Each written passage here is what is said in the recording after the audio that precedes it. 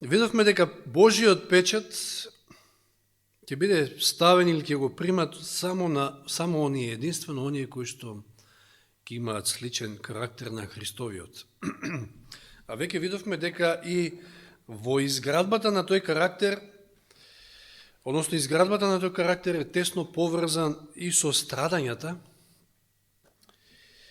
и доколку сакаме да одиме високо, како што видовме минатиот пат, мора и темелот да биде ископан длабоко.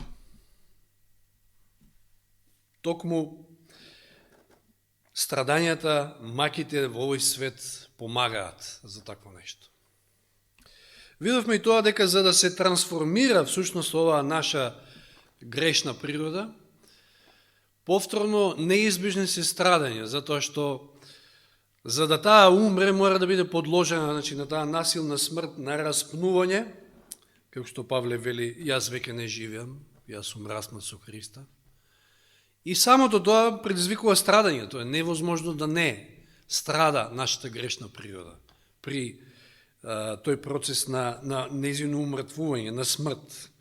И затоа страдањата се неизбежни всушност во овој наш живот. Сега да видиме уште два аспекти од страдањата. Господ преку страдањата всушност има славна цел која што сака да ја исполни. Живееме на планетата на која што бесна е големата борба, еве, токму во тој контекст ги читавме и утринските стихови, повеќето беа, ако видовте, всушност од 14 глава Откровение, всушност ангелската вест. И во таа голема борба силите на злото не ги штедат своите сили да напакостат. Ако сме застанале, верувам дека сите сме застанали цврсто стоиме на Божја страна, на страната на доброто, мора да бидеме свесни, да знаеме дека можеме да очекуваме непријатности и удари од страната на непријателот. Тоа е исто така непобитен факт. Обично им велиме на новокрстените, дури сега почнува борбата во животот. Дури сега, откако јавно, човекот признава дека ја зазема Божјата страна, дури тогаш е на удар на јаволот. За самиот Исус се вели, кој што едноставно бил безпрекорен во својот карактер, дека не бил оставан на мира. Секојдневно трпел напади од сатаната. Така да, тоа е непобитен факт. Ние сме дел од таа голема борба и не можеме да бидеме наблюдувачи, туку сме на Божјата страна. Верувам, барем за секого од нас дека е така. И видите што вели сестра Елен Вајд во големата борба на 507 страна. Во контекст на ова што го зборуваме. Вели, против Христовите следбеници се покажал ист дух на непријателство како и против нивниот учител. Тоа секојаш било така. И не можеме да очекуваме нешто поинаку во наше време. Оној кој го гледа одвратниот карактер на греот и кој му се спротиставува на искушението со сила од озгора, сигурно ќе предизвика гнев кај сатаната и кај неговите истомисленици. Нешто во тој контекст спомна денеска сестра Сенета, ако не се лажам, во коментарот нејзин на поуката, дека колку повеќе сте на Божја страна и всушност искажувате одвратност кон греот, може би јавно нели истапувате против греот, вие ќе бидете на удар на сатаната и неговите истомисленици. Тоа е невозможно да не бидете. И сега вели, омразата против чистите начела на вистината. Вистината никош не била обожувана, не била посекувана, така и денес, уште повеќе. Омразата против чистите начела на вистината, подбивот и прогонот на незините бранители ќе постојат се додека ќе има греф и грешници. Така да со самото ова мора неизбежно е да очекуваме удари и напади од сатаната и со тоа и неволи во нашиот живот. Христовите следбеници и слугите на сатаната не можат да се согласат. Уште не престанала соблазната на крстот. И сега го цитира второ послание до Тимотеј 3:12, сите кои што ќе живеат или сакаат да живеат побожно во Христа Исуса, што? Ќе бидат гонети, ќе бидат прогонувани. Исто цитат од големата борба, 48 страна. Првен се цитира 2 Петрово 3:9. Не доцни Господ советувањето. Тој не ги заборава. Да, и знаеме што чека. Чека да сите се покаат. Тој вели, тој не ги заборава и не ги занемарува своите деца. Но што се случува? Зошто некојаш дозволува да поминат низ страдање, низ оган, низ води, како велеше Исаија? Но им дозволува на грешните да го откријат својот вистински карактер во тој судир. За никој што сака да ја исполнува неговата волја, да не биде во заблуда во врска со нивната расипаност. Видите, во таа голема борба, како се повеќе се интензивира, се повеќе ќе се разделува народот на тие две групи и се повеќе ќе се гледаат разликите. Иако можеби сега сте во заблуда, тогаш ќе ви биде јасно и Господ ги води така работите да едноставно се открие вистинскиот карактер на оние кои што се расипани и кои што се на страната на лукавиот сушност. Праведните упаѓаат во печка на неволи за да се исчистат. Со својот пример да ги уверат и другите во вистинитоста на верата и побожноста и со своето храбро придржување кон вистината да ги осудат неверните и безбожните. Видите, значи колку аспект има оваа голема борба. Прво ни вели дека преку делувањето на праведниците се открива вистинскиот карактер, преку тие страдања кои што ги доживуваат праведните, се открива вистинскиот карактер на расипаните. Потоа преку тие страдања праведниците се чистат и ги уверуваат и другите во вистинитоста на верата и побожноста, како што и од секојаш било во времето кога биле палени реформаторите и оние кои што застанувале против зверот во мрачниот среден век пред се. Тие нивни јуначки држења едноставно биле уверување за мнозина кои што биле присутни таму дека се навистина на страната на вистината, на правдата. Значи Господ никогаш не ветил, читаме сите, доволно познаваме Библијата, верувам, никогаш не ветил дека нема да имаме непријатности и неволи на овој свет.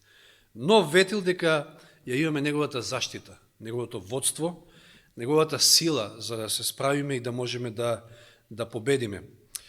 Да се подсетиме сега на некои стихови кои што можеби ги читавме порано. 2 Коринќаните 12:9.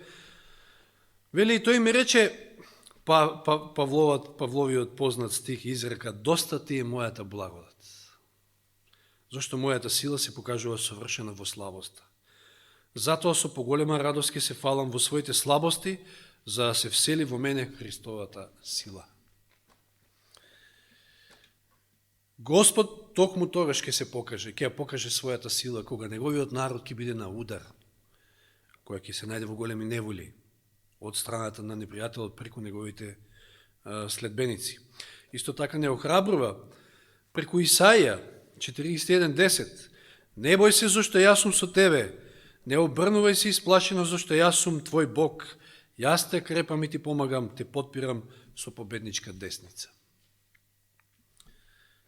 Читавме, повторно се подсетивме на оние времења кои што следат, кога со присила, значи кога ќе се оформи таа икона на зверот, кога ќе отпаднат комплет, значи они веќе отпаднати протестантски цркви, но кога веќе ќе се здружат со државата и ќе го изградат иконата на зверот и ќе се донесе присилно неделниот закон, или во повеќе фази, веројатно таму при крајот и со смртни пресуди, прогонства и така натаму, ние ќе имаме заштитата од страната на Бога. Само треба да се одржиме во верата.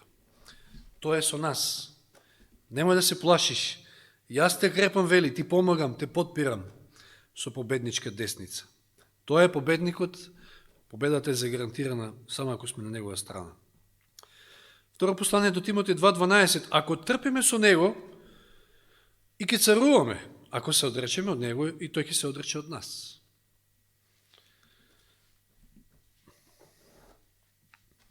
Секако стикот укажува на тоа, на трпење и на страдање овде на земјата, таму горе нема страдање, но ако сакаме да царуваме со него таму, тогаш и ќе пострадаме и не треба да не чуди ако пострадаме овде долу, на земјата. 1 Петро 4:13 вели, туку радувајте се дека соучествувате во Христовите страдања, за да можете да се радувате и да се веселите при откровението на Неговата слава. Тоа е таа славна намера што Господ ја има. Тој сака да се прослави преку нас и нас да не прослави, да не посвети, да не спаси. А тоа се случува токму преку страдањата. Сведоштво, волумен 1, или првата книга на сведоштвата, до црквата, 78 страна. Нашиот учител бил страдалник, човек на болката, како што вели Исаија 53. Навикнат на страдање и маки. И оние што овде со него страдаат, со него и ќе владеат. Кога Христос му се јавил на Савле при неговото обратување, тоа веќе го поминавме во претходните предавања, на овој цитат го сублимира тоа, дори мислам дека и тука и Мојси се спомнуваше, ако не се лажам подоле. Значи, вели, кога Христос му се јавил на Савле при неговото обратување, немал намера да му каже колку радост и среќа ќе доживее на овој свет, туку колку ќе треба да пострада заради него. Страдањата се дел од судбината на Божиот народ од деновите на првиот маченик Авел.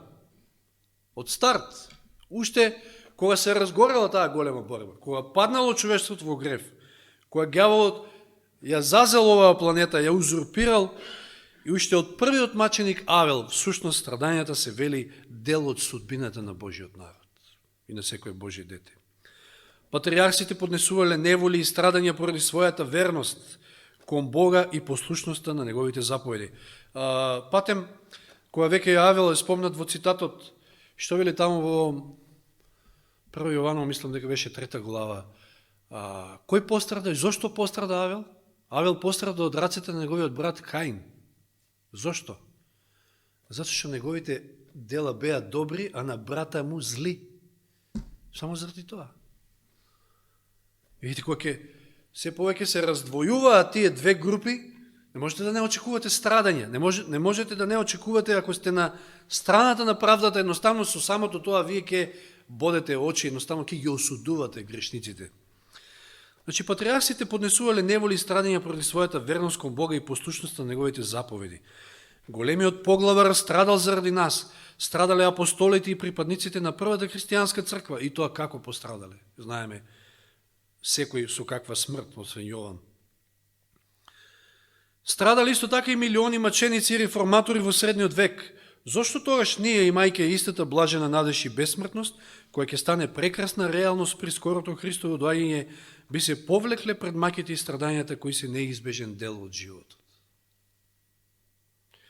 Кога би било можно да дојдеме под дрвото на животот, кое се наоѓа во средината на рајот, без никакви страдања, замислите си, значи, лагодно сте поменали за овој живот, се наоѓате горе,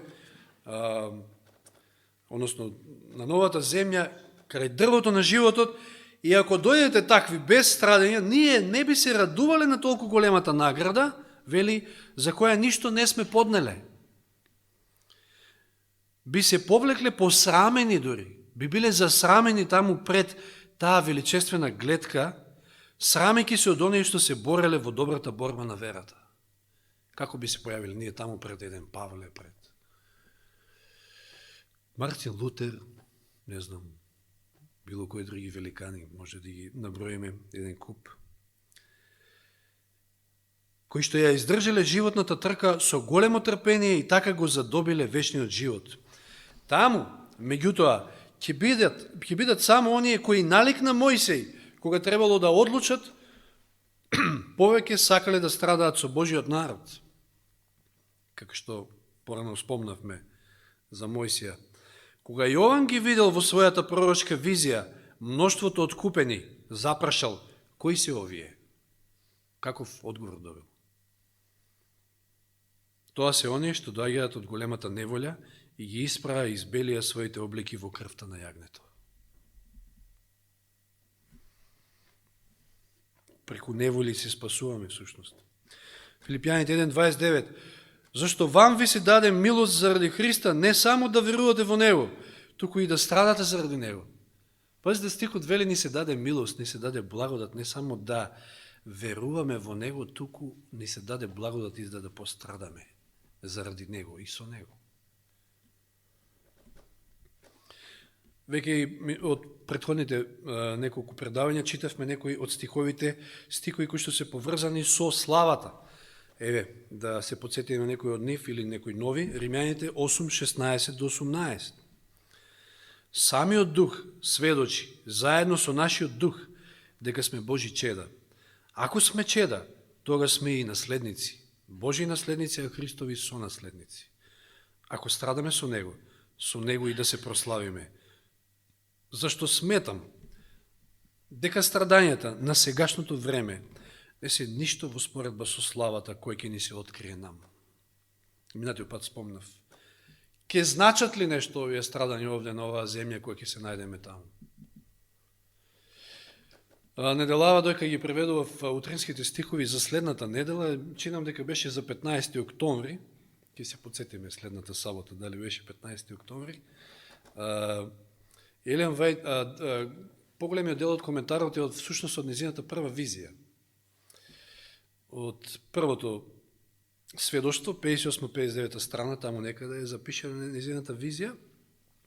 И еден дел од визијата, еден дел од цитатот, во контекст на ова што го зборуваме, ми се вклопи, па би сакал да го прочитам. Значи, знаете како гледала, сакала да го види адвентниот народ, па кога послушала глас, погледни нагоре, па го видела нагоре, горе, над светот, како одат, како патеката им осветлена, гледајки на Христа и така натаму, и потоа се пренесува во сцена на меѓу спасените, и